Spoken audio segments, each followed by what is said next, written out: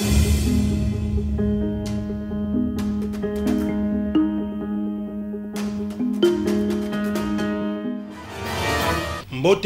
salut. C'est Thierry Bishop Fundou. Je suis à Congo Live News, votre site internet. Vraiment, la première des choses, je vous demanderai de vous abonner massivement sur ce site parce que c'est votre site d'information. Je voudrais aujourd'hui beaucoup plus réfléchir avec vous. Ce n'est pas une émission, c'est une improvisation. Parce que les médias, il faut reconnaître qu'ils exercent une telle force devant les gens. Les médias exercent une telle influence chez les gens que je voudrais que nous puissions échanger sur des questions qui nous lient, nous en tant qu'hommes, par rapport à notre univers, par rapport à notre environnement. Ce message s'adresse beaucoup plus à ceux qui se découragent, à ceux qui se voient comme inutiles, à ceux qui se disent que moi je ne suis rien, je ne vaux rien. Le plus important, ce n'est pas de nous questionner sur ces choses. Parce que Robert Kennedy, lui, à la différence des autres, il a dit ceci. Hein? C'est-à-dire, il n'est pas des gens, lorsqu'ils trouvent des problèmes, qui se disent pourquoi. Mais c'est dit, lorsqu'il y a des problèmes, il faut se dire pourquoi pas. Vous savez, je crois que partout dans le monde, chaque peuple a sa culture, chaque peuple a son organisation, a sa manière de voir les choses et de se comporter. Et qu'à chaque moment de l'histoire, il y a eu des faits, des événements très importants qui ont bouleversé le socle même de ce peuple-là. Les peuples européens, après la sortie du Moyen-Âge, notamment après la grande peste qui a tué plus de 50 millions d'Européens, les gens ont pris des décisions très importantes par rapport à leur avenir. C'est pourquoi de petits pays comme la France, de petits pays comme la Belgique, comme l'Allemagne, avaient réussi à étendre leur influence en Afrique et à coloniser autant de peuples. C'est pourquoi moi je me pose des questions. Comment se fait-il des gars tels que Henri Morton Stanley, qui était tout seul, mais il a réussi à berner tous les chefs coutumiers congolais, dont on dit que certains ont des grands pouvoirs de fétiche, et qu'il a réussi à contrôler 2 345 000 km², et plus de 20 millions de peuples sous l'autorité de Léopold II, un roi qui n'a jamais visité même l'État indépendant du Congo. Comment est-ce possible? Comment c'est possible un gars comme Savonia de Brazza, déjà fatigué, sans rien, mais il arrive à Mai, la capitale du roi Makoko, il réussit à berner le roi et à lui faire croire qu'ils ont un contrat, un accord avec la France. Cher ami, la Bible est claire. La Bible même dit, celui qui réfléchit sur les choses, il trouve le bonheur. Il y a même Mahatma Gandhi qui a dit Allah ou Matoubanten. Il lui dit ceci, si nos deux pays s'accordent par rapport à ce que dit la Bible, nous allons non seulement résoudre les problèmes de nos deux pays, mais les problèmes aussi du monde entier. Mais pourquoi l'Afrique ne se développe pas? Pourquoi la RDC, mon pays, au niveau de l'actualité, c'est toujours les massacres, c'est toujours la malnutrition, c'est toujours Ebola. Mais pourtant aux États-Unis, il y a aussi des choses beaucoup plus graves que ça. Mais pourquoi ces gens-là ont réussi ce que nous, on est incapables de réussir? Il y a longtemps, j'ai échangé avec un ami blanc. Lui, il m'a dit quelque chose. Il m'a dit, cher Bishop, le problème de l'Afrique, ce n'est pas au niveau des mentalités ou de quoi que ce soit. Mais les jours où vous allez résoudre votre manière de monter sur les palmiers, c'est ces jours-là que vous allez vous développer. Je me suis toujours posé la question, mais qu'est-ce qu'il voulait me dire? Mais par après, j'ai réfléchi. Depuis nos ancêtres, nous montons toujours dans les palmiers avec l'écorce suspendue au niveau de la hanche, avec tous les risques, les gens tombent parfois, ils meurent, même au niveau des villages. Comment on n'a jamais pu résoudre ces problèmes? C'est parce que nous, les Africains, nous sommes déjà à voir les problèmes et à nous poser la question pourquoi. Au lieu de poser la question pourquoi pas, pourquoi on n'apporte pas de solutions par rapport aux problèmes qui se posent? Parce que ça ne dépendait que de nous, les Africains, même la voiture n'existerait pas. C'est-à-dire les gens allaient se contenter du portage. Les gens allaient se contenter du typotype, des hamacs et tout. Mais comment est-ce qu'aucun Africain n'avait découvert que les chevals pouvaient porter des gens? Pourtant, on a des zèbres ici chez nous qui traînent dans nos parcs. Pourquoi personne n'avait imaginé qu'il pouvait monter un zèbre? Non, certains croient que les Blancs avaient beaucoup plus de puissance ou de spiritualité plus que nous autres. Non, non, non, qu'on ne vous mente pas. Les Blancs n'est pas plus spirituels que nous. C'est pourquoi je vois certains de nos amis kamites.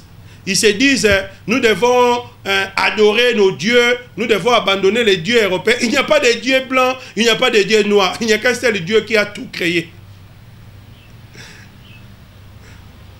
Mais le problème, à chaque peuple, il y a des moments où il faut que les gens puissent prendre des décisions. Vous connaissez l'histoire des États-Unis, colonisés par la Grande-Bretagne. Mais un jour, à cause de la taxe sur le thé, des jeunes garçons déguisés en indiens, ils sont montés sur les bateaux. Ils ont fait tomber des cartons de thé à l'océan. Et c'était ça, le déclenchement de la révolution américaine. Je ne parle pas de la révolution française. Je ne parle pas de la révolution russe que vous connaissez en octobre avec les cuirassés Potemkin. Où des militaires se sont révoltés et le peuple a suivi les mouvements après. Mais en Afrique, il n'y a jamais eu de grandes révolutions.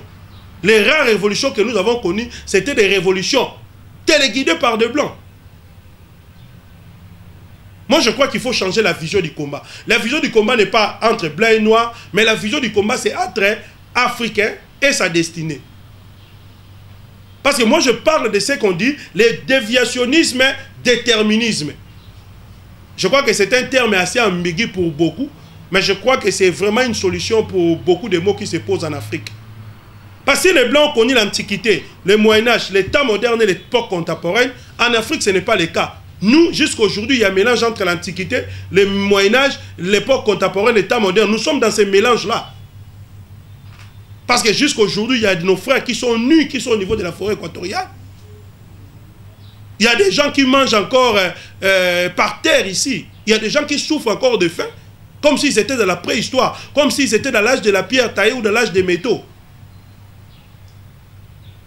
Comment les sorciers africains continuent jusqu'à aujourd'hui à voler sur une feuille de manguier ou sur un balai? Pour toi, les sorciers blancs, c'est un homme riche. Tout le monde connaît Copperfield, non? C'est pas un magicien. Mais comment il est millionnaire? Alors que les magiciens congolais, lui, il croupit encore derrière les toits parentales, déguisé avec des plumes d'oiseaux et une tête de mort. Il s'est dit qu'il est féticheur.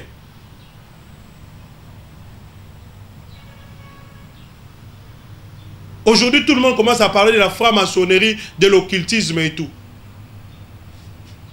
Oui, c'est l'art des faibles. Ce sont des gens qui n'ont jamais poussé leur imagination jusque loin. C'est la même chose avec la personne qui tourne ses pouces du matin jusqu'au soir, sans rien proposer. Il est là à regarder le monde marcher et il ne sait pas ce qu'il peut apporter. Pourtant, tu peux apporter quelque chose. Quand tu vis dans ce monde et que tu ne laisses pas de traces, sache qu'un avorton vaut mieux que toi. Le problème, ce n'est pas avoir la capacité, mais avoir maintenant la capacité de maximiser les capacités que vous avez. C'est pourquoi en épistémologie, on dit qu'un scientifique se remet chaque jour en cause. Or, les Africains ne se sont jamais remis en cause. Parce que, allons dans l'hypothèse que Henri Morton Stanley, qui n'est même pas un militaire, qui n'est qu'un journaliste, peut faire croire à tous les chefs congolais que la terre est désormais belge. Et les gens acceptent ça. Qu'un groupe de gens se réunissent à la conférence de Berlin et décident sur l'avenir de tout un continent. Et nous sommes là à murmurer jusqu'aujourd'hui. Mes amis kamites, la RDC ou l'Afrique ne se développera pas parce que nous allons adorer les dieux africains. Parce que les ancêtres adoraient les dieux africains et les dieux africains les ont foutus dans la merde. Il faut plus réfléchir par rapport au développement. Qu'est-ce que nous devons faire maintenant? Mais le minimum, pour éviter certaines maladies, commencez à mettre la propreté autour de soi. Commencez à mettre la propreté au niveau des avenues, au niveau des rues. C'est déjà ça qui va chasser les moustiques et les mouches. Mais au lieu de ça, qu'est-ce que nous faisons? Nous nous contentons de jeter nos poubelles au niveau de nos caniveaux. Les gens laissent couler les fosses septiques devant tout le monde comme ça. Ce n'est pas propre, ce n'est pas digne. Et quand vous attrapez les maladies de mains sales, des maladies déjà résolues dans les pays occidentaux, il y a autant d'années, mais nous sommes encore en train de vivre ça ici. Suivez l'exemple de la Chine. La Chine ne s'est pas développée à cause de la religion. Mais les jours où le peuple chinois a décidé de remonter les niveaux. À vous, dirigeants africains, vous passez votre temps à vous enrichir. Et après, vous vous exilez en Arabie Saoudite, vous vous exilez au Yémen, vous vous exilez je ne sais pas où, et vous mourrez pauvre. Parce que vous n'avez pas compris qu'il fallait investir dans l'homme et non dans les poches. Il est temps maintenant que vous puissiez prendre conscience que le pays a besoin de vous. Que chaque pays africain a besoin de ses propres fils, ses dignes fils. Il y a des gens qui ont marqué notre histoire, qui ont marqué l'histoire d'Afrique. Il y a des gens tels que Nelson Mandela.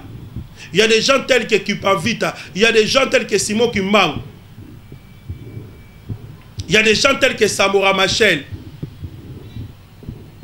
Il y a ces gens-là qui ont un jour osé dire non à l'occupant, non à l'homme blanc. Leur combat, ce n'était pas un combat de la race, c'était un combat de la mentalité. Et c'est ce que les Africains doivent commencer par faire, changer de mentalité. Ce n'est pas parce que tu portes des mini-jupes ou des costumes cravates que forcément tu ressembles à un blanc. Il faut prendre conscience de ce que tu es. Je vous donne un exemple. Aujourd'hui, les Américains ont développé des entreprises familiales. Goodyear est décédé depuis longtemps, mais jusqu'aujourd'hui, son entreprise demeure. Pourquoi? Parce qu'il a formé ses enfants à gérer leur héritage. Mais qu'est-ce que nous formons en Afrique? Un papa chômeur, il forme d'autres chômeurs. C'est ce qui est mauvais, c'est ce qui est condamnable. Nous devons transcender cette étape. Nous devons atteindre l'étape de la maturité économique. L'Africain doit développer la capacité, les potentialités qui sont en lui. Il doit pouvoir créer. Il doit pouvoir regarder l'univers, regarder l'étoile et se poser la question de savoir pourquoi je suis là, pourquoi j'ai été créé, qu'est-ce que je dois apporter au monde.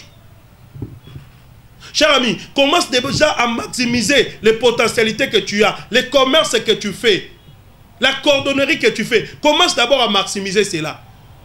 Toi, belle jeune fille, ne t'attends pas à ce qu'un homme riche vienne te chercher. Vous êtes aussi nombreuses que belles. Donc, il n'y a pas autant de hommes riches pour vous tous. Commence à mettre les profits dans ta beauté. Par exemple, à devenir mannequin ou à devenir miss. Commencez à vous organiser, très chers Africains. C'est là où se trouve. C'est là où les bas blessent plutôt chez nous. C'est parce qu'on ne réfléchit pas assez. On ne se pose pas trop de questions. On n'apporte pas beaucoup de solutions. On regarde le monde, comment est-ce qu'il tourne. Et on se dit pourquoi ça tourne. Ça ne tourne pas par hasard. Il y a des lois qui ont été établies. Il y a des principes qui font tourner la terre. Les hasards n'existent pas. Tout ce qui existe, existe pour une cause. Toi aussi, Africain, tu existes aussi pour une cause. Tu ne dois pas être la chair à canon pour tes dirigeants. Tu dois être quelqu'un qui réfléchit et qui prend soin de lui-même, de sa famille, ainsi que de son continent. Vous connaissez le principe. On ne s'enrichit pas en travaillant pour quelqu'un d'autre. Il faut travailler pour soi-même. Il faut travailler pour l'Afrique. C'est votre compatriote africain, Thierry Bishop Fundu. Merci.